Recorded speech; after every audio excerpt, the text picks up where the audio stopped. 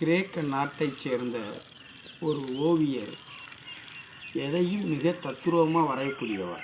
அப்படிப்பட்டவருக்கு ஒரு வாய்ப்பு கிடைக்காமல் இருந்தது. இந்த சூழலில் ரோமாபுரி நாட்டைச் சேர்ந்த மன்னன், அவன் இடது புற முகம் போர்க்களத்தில் சிறந்த மாதிரி இருக்கும், வலது கால் வெட்டுண்டு இருக்கும்.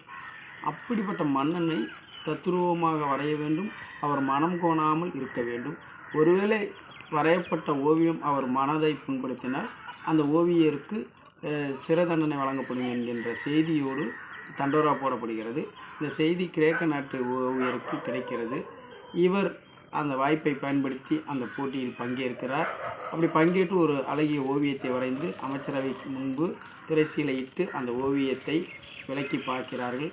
அமைச்சர் மற்றும் அரசு உட்பட எல்லாருமே பேரானந்தப்படுகிறார்கள். ஏனென்றால் அந்த ஓவியமானது அரசனுடைய இடது முகம்தான் சிதைந்திருக்கிறது.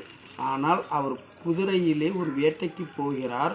அப்பொழுது இடதுபுறம் திரும்பும்போது வலதுபுற முகம் தெரிகிறது. அது அற்புதமாக இருக்கிறது. அதேபோல் வலதுகால் வெட்டுண்ட காலுக்கு அந்த வெட்டுண்டது தெரியாமல் ஒரு புலியை வேட்டையாடி அந்த புலியை கையிலே தூக்கி அந்த வெட்டு காயத்தை மறைத்த நிலையில் அந்த ஓவியம் தத்ரூபமாக இருக்கிறது.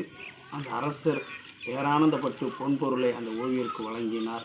இதிலிருந்து என்ன தெரிகிறது என்றால், புத்தி மதிநுட்பம் இது வெற்றி பெறும். நன்றி.